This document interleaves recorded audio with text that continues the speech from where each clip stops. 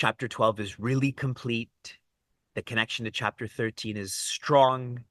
We've gotten into the first verse, and now our second one is verse 12. Verse 7, verse 12. Another one of Prince Arjuna's question. The first one we highlighted, what is knowledge? Another one of his questions is, what is to be known? What is to be known? And before I elaborate on this verse, if you think of yesterday, if you think of your whole life, if you can quantify where your effort is going between the known, knowing, and knower, I would infer 80% is going towards the known, 15% is going towards knowing, and 5% towards the knower. But be logical about this. Which came first? The knower has to be there first, correct? It radiates as knowing, and then you put the object there, that is the known. In a straightforward way, I would describe this as being dysfunctional. That all of our effort is going to that which is the least important, and minimal effort is going towards that which is most important. The knower is Chinmaya. Chinmaya means filled with awareness. Awareness facilitates knowing and know. And that's what Shri Krishna answers. What is to be known? Not the degree you have on your wall. Not the meeting you have in 6 hours. What is to be known is who you are, what you are. Neyam yattat pravakshami yajñatva amritam anadimat param brahma nasattanna saduchyate. Joy. Neyam, to be known. Yat, that which is to be known. Tat pravakshami, I am going to teach you. I'm going to guide you. I am going to answer your question. What will happen if you know that which is to be known? Yat nyatva, knowing this, amritam ashnute, you will taste amritam. Amritam literally means immorality. Oh, I keep mixing those words. Immortality. English. I've already asked for forgiveness yesterday. Now I can make lots of more mistakes with English. One will taste immortality. Now, how much does Shri Krishna love Prince Arjuna? Prince Arjuna's orientation is towards a war, towards a fight. So very much what's inside of him is the fear of death. And Shri Krishna is sharing, if you know what I know, that fear of death will evaporate. And for us, not just the fear of death, the other two fears also, the fear of unknown and the fear of sorrow. Have you ever studied a subject that promises that? You haven't? Then why do you invest so much in that which is not helping you in a fundamental way? Everyone's looking down and taking notes right now because you don't want to make eye contact with me. That's why I love Meaningful Mornings. There's so much accountability. When I interact with you in meetings or come and see you, because I see you now, I know that at least you've listened. So I'm going to challenge you. Are you living this also?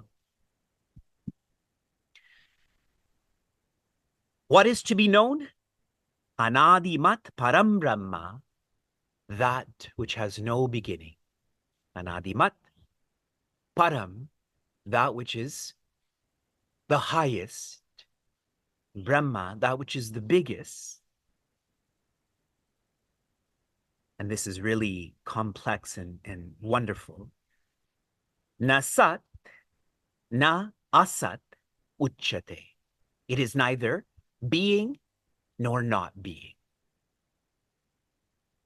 And smiling and nodding. Here's the reflection on this. It is past the first label and past the second label. Past the first label and the last label. That's what I meant to say. When something comes into being, immediately there's labels. When something goes out of being, what comes with that is labels. Do you remember Blockbuster Video?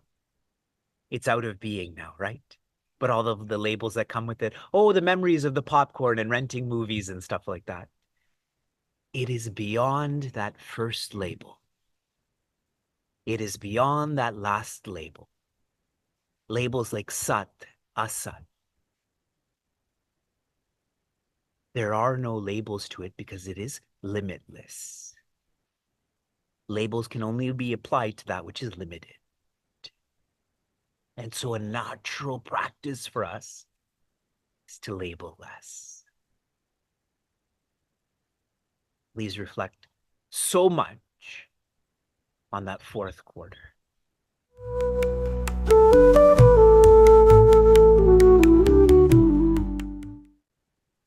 Kshetra, kshetrajna, vibhaga, yoga. The name of Bhagavad Gita's chapter 13 is Kshetra, field. Kshetrajna, knower of the field. Vibhaga, differentiation. Yoga, the understanding, the insights, the feeling. We have distilled this technical theme into differentiation. Chapter 13 is teaching differentiation. In a recent dialogue with Dharma class, one of the questions posed to us was, what causes an entity to not shine? Does everyone remember what the answer is? Share in the chat. What causes an entity to not shine? And the answer given is darkness. I had shared how darkness manifests in our life as theory. When one feels the finality of a subjective science is theory, that's where darkness inhibits us from shining. It is only through application of a subjective science that one comes to shine. I bring this up because every one of us knows there is more to life than what we're doing. There's more to us than who we are. We know this, yet we don't know this. If I know this theoretically, but don't apply it, that indicates I don't know this. And for all of us who are in the final 100 mornings into the Bhagavad Gita, there should be a feeling of enough theory. I should be working hard and smart to have the clarity, the conviction, the confidence to apply. That's why Sanatana Dharma is often described as a way of life. Way. That means you live this vision.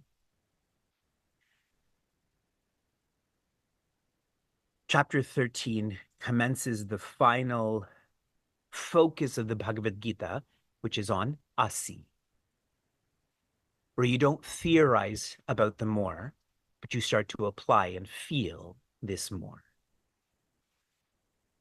Prince Arjuna is very much training in the way he's supposed to. That's why he begins this chapter with many questions. He wants to live this. He doesn't just want to know this. We commenced with verse 7. What is knowledge? Knowledge is values. All of this is shared in verses 7 to 11. For us, we have our secular degrees. How many of you have a degree post-high school, by a show of hands? Almost everyone.